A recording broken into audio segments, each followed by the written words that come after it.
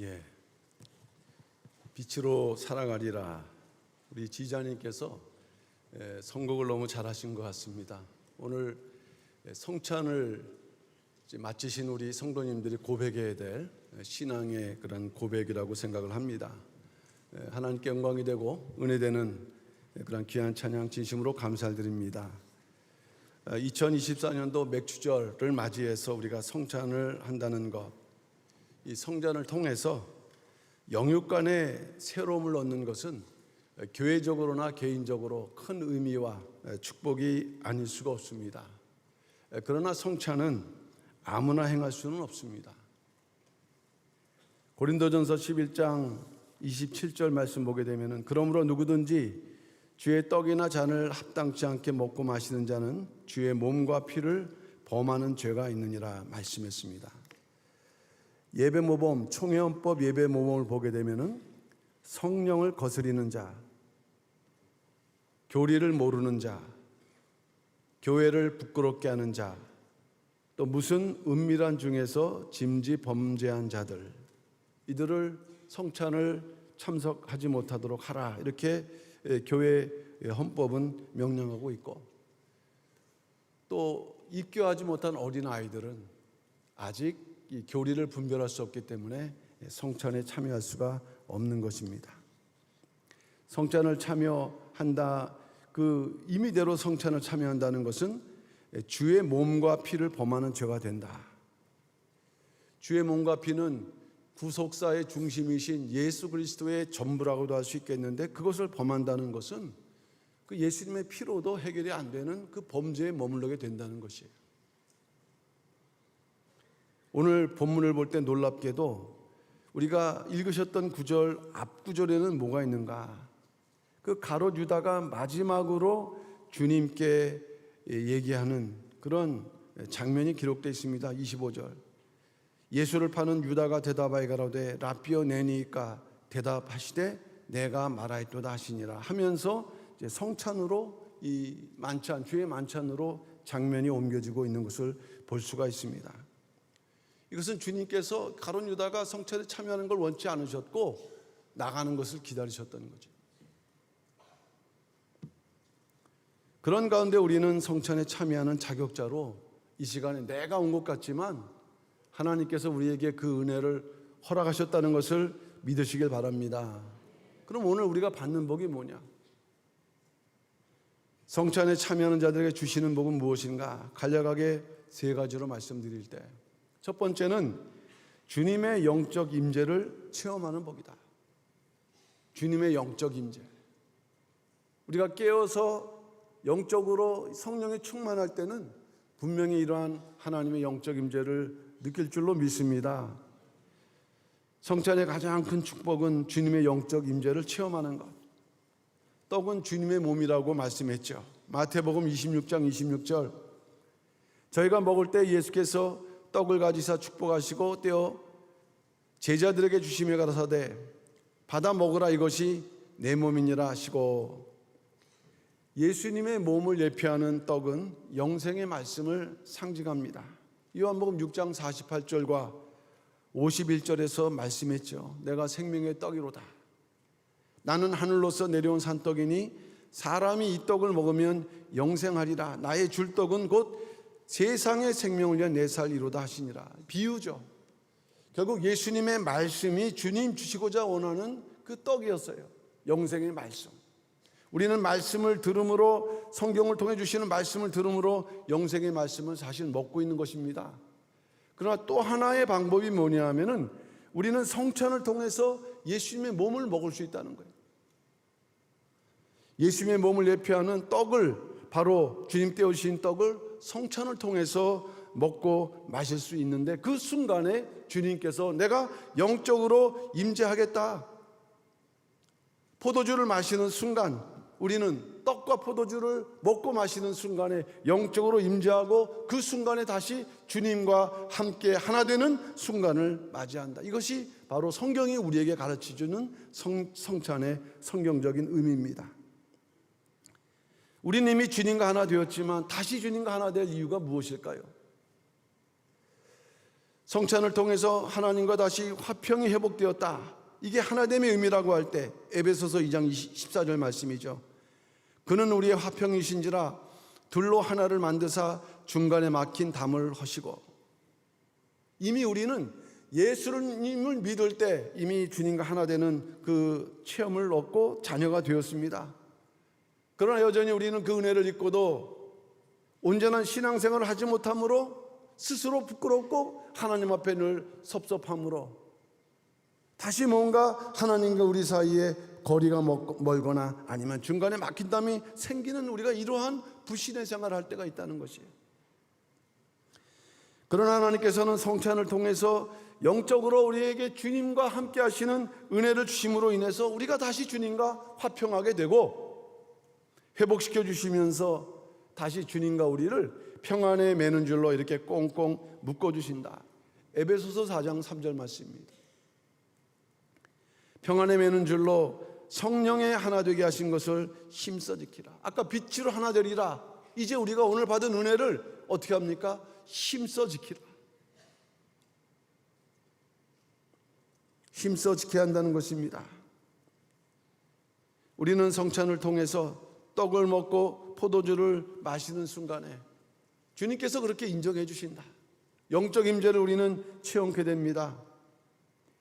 영적 임재를 통해서 오늘 주님과 하나 될 때 우리는 2024년도 상반기를 마치고 하반기를 출발하는 새로운 은혜를 입고 출발할 수 있는 거예요.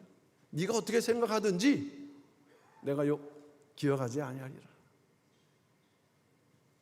이러한 그 은혜를 우리가 힘써 지키면서 하반기를 믿음으로 승리하시는 우리 모든 평강의 성도를 다 되시기를 주님의 이름으로 축원합니다. 자, 두 번째는 정결함과 거룩함을 입는 복입니다. 정결함과 거룩함을 입는 복. 포도주는 주님의 피를 상징하죠. 마태복음 26장 27절 오늘 본문을 볼 때 또 잔을 가지사 살해하시고 저에게 주시며 가라사대 너희가 다 이것을 마시라 말씀했습니다. 이것은 피를 이제 나눠주는데 사실은 포도주를 마심으로 예수님의 피를 마신다는 그러한 축복. 이 의미는 무엇입니까? 죄사함의 축복이에요. 마태복음 26장 28절에 말씀하고 있죠. 이것은 죄사함을 얻게 하려고 많은 사람을 위하여 흘리는 바 나의 피 곧 언약의 피니라. 많은 사람을 위해서 흘리는 피가 성찬을 통해서 우리가 포도주로 이렇게 믿음으로 마실 때 바로 우리는 다시 예수님의 피로 정결케 되는 죄사함을 받고 정결케 되는 그 약속을 새롭게 갱신하는 그래서 정결과 거룩의 은혜를 받는 순간이 된다는 것을 믿으시길 바랍니다. 히브리서 9장 13절 말씀 볼 때 염소와 황소의 피와 및 암송아지의 죄로 부정한 자에게 뿌려 그 육체를 정결케 하여 거룩케 하거든 말씀했어요.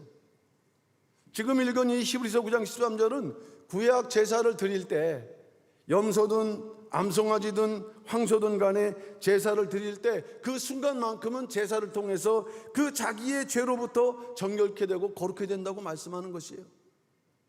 하물며 많은 사람 더 나아가 시공간을 초월한 예수님의 그 피, 죄사함을 위해서 흘리시는 피를 우리는 더군다나 이제 주님께서 명령하신 대로 그것이 이 포도주를 통해서 이것이 나의 피다.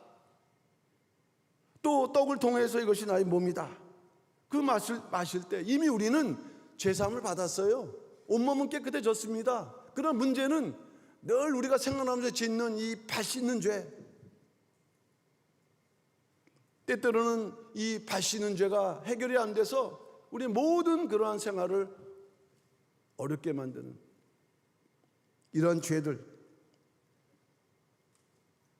하나님께서는 오늘 우리가 죄사함을 예수님께서 흘리신 그 많은 그러한 그 피를 통해서 그 죄사함을 위해서 흘리신 피를 통해서 오늘 우리에게 이러한 그런 축복, 갱신함으로 우리를 다시 한번 새롭게 거룩해 하신다는 것을 믿는 가운데 이제 우리가 그 은혜를 잘 보존하면서 정말 오직 주님과 동행하는 믿음의 삶을 살아가시는 우리 모든 성도가 다 되시기를 바랍니다.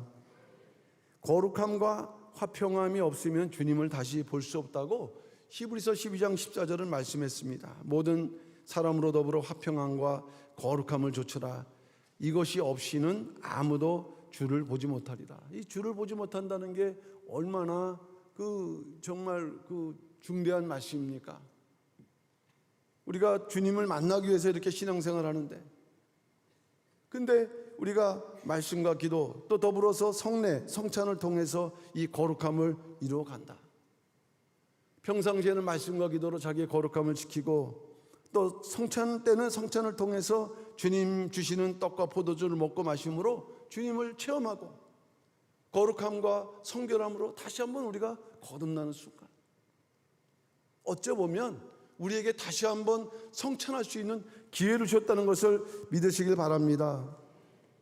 근본 성찬을 통해서 중요한 것은 힘찬 믿음의 출발, 힘찬 믿음의 출발을 이루시는 우리 모든 평강의 성도들 다 되시기를 주님의 이름으로 축원합니다. 마지막 세 번째는 아버지 나라의 자격자가 되는 복을 주신다 말씀했어요. 아버지 나라의 자격자가 되는 복. 오늘 본문 마태복음 26장 29절에 기록되어 있습니다. 그러나 너희에게 이르노니 내가 포도나무에서 난 것을 이제부터 내 아버지의 나라에서 새 것으로 너희와 함께 마시는 날까지 마시지 아니하리라 하시니라. 주님은 나는 십자가를 통해서 다 내어주셨습니다. 이제 내가 새 나라, 하늘나라 가서 새 것으로 너희와 함께 먹을 때까지는 주님은 마실 필요가 없죠. 당신의 몸과 또 피니까. 근데 우리는 아버지 나라에 들어갈 때까지 계속 떡과 포도주를 어떻게 되는 거예요? 먹으면서 가야 된다, 이 말씀이에요. 오늘 이 본문을 볼 때 예수님께서는 그 당시 성찬, 성만찬에서 아버지 나라 들어가는 순간까지를 연결하고 있는 거예요. 그래서 성찬은요, 주님 재림 오실 때까지 우리가 성찬을 행해야 되는 것이에요.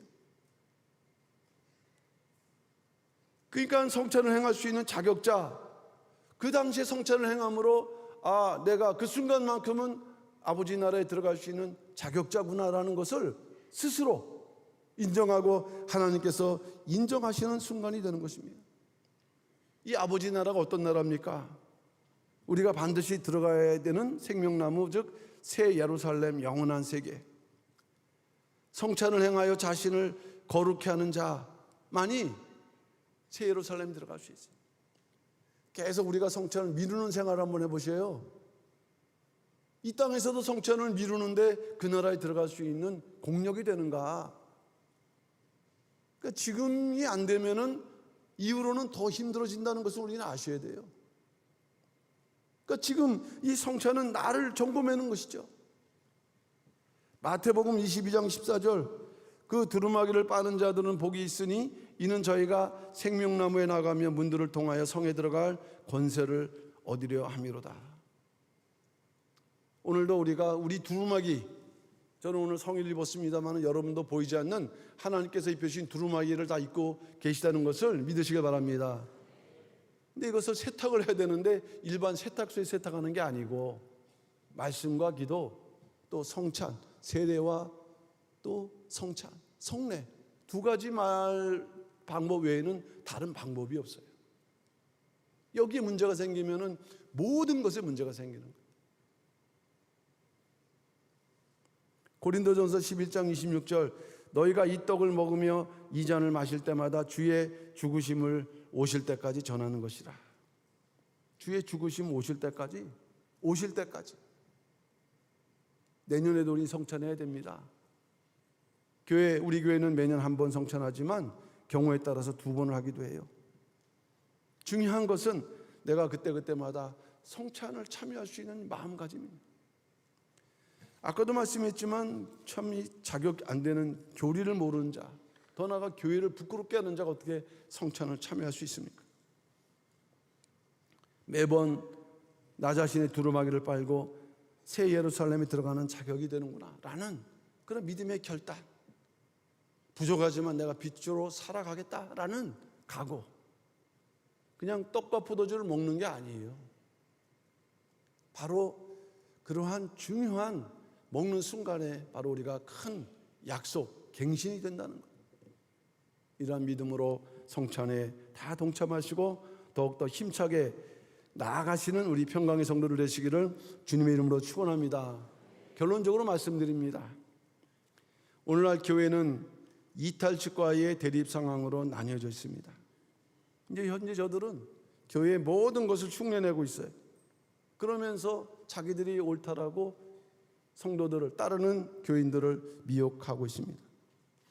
최근에는 구속사 말씀을 전파하는 구속사 운동센터를 세계 구속사 말씀본부라는 단체를 만들어서 마치 자기들의 본부인 것처럼 사람들을 호도하고 있어요. 다른 것은 다 흉내낼 수 있을지 모르지만 이 성찬은 흉내낼 수 없어요. 그게 중요합니다. 성찬을 시행하는 즉시 그들은 불법을 행하는 죄가 되는 거예요. 우리 교회법으로도 성찬은 당회 주관이거든요. 그들에게 성찬을 행할 수 있도록 허락하지 않았어요. 이 교회에서 해야 되는 거예요. 길은 열려 있습니다. 성찬을 받을 수 있는 길은 열려 있어요. 진심으로 회개하고 돌아와서 성도가 될 때 이 길은 열려 있어요. 그러나 아무리 해도 자체적으로 성찬을 행할 수 없다라는 그 자체만으로도 이 영적 상황이 어떠한 것임을 우리에게 말씀하고 있는 거예요. 하나님께서는 오늘 성찬을 참여하신 우리 평강의 성도님들에게 첫째, 주님과 함께 하신다. 함께 해주신다. 둘째, 정결케 거룩케 하신다. 세 번째, 아버지 나라의 자격자로 세우신 내가 은혜를 주겠다. 작년에 했지만 이제 그 언약을 갱신하면서 다시 한번 더 새롭게 하겠다 해주시다라는 약속이 바로 오늘 이 시간에 함께 한다는 것을 믿으시고, 이후가 맥주리라면은 하반기가 되는 것이고, 우리 인생이라고 한다면 종말까지 새 예루살렘을 향해서 정말 그 받은 바 된 은혜에 변함없이 정말 진심으로 정직하고 성실하게 성도의 삶을 살아가시는 모든 평강의 성도들 다 되시기를 주님의 이름으로 축원합니다. 기도하겠습니다. 사랑의 아버지 하나님, 감사드립니다. 2024년도 맥주 감사주의를 맡겨 가시고 3부에 이렇게 성찬을 행합니다. 우리에게 다시 한번 이렇게 성찬을 통해서 우리가 주님이 함께 하심을 확신하고 성결과 거룩을 이렇게 다시 한번 회복하면서 남은 하반기 승리할 수 있도록 우리에게 은혜 주신 줄로 믿습니다. 아버지 하나님, 오늘 떡과 포도주를 이렇게 나눌 때 하나님의 임재를 체험하면서 우리의 모든 그러한 죄악을 또한 사함받으며 거룩함으로 다시 한번 무장할 수 있는 우리 모든 평강의 성도들 될 수 있도록 역사하여 주시옵소서. 이제 성찬 이후에 우리의 삶 속에 오직 거룩함과 승리만이 남아있는 우리 평강의 모든 성도들의 삶, 더 나아가 교회와 이 나라 민족이 될 수 있도록 역사하여 주시옵소서. 성찬 예식의 모든 것을 맡겨 의탁하면서 사랑 많으신 예수 이름 받들어 감사 기도 올리옵나이다. 아멘.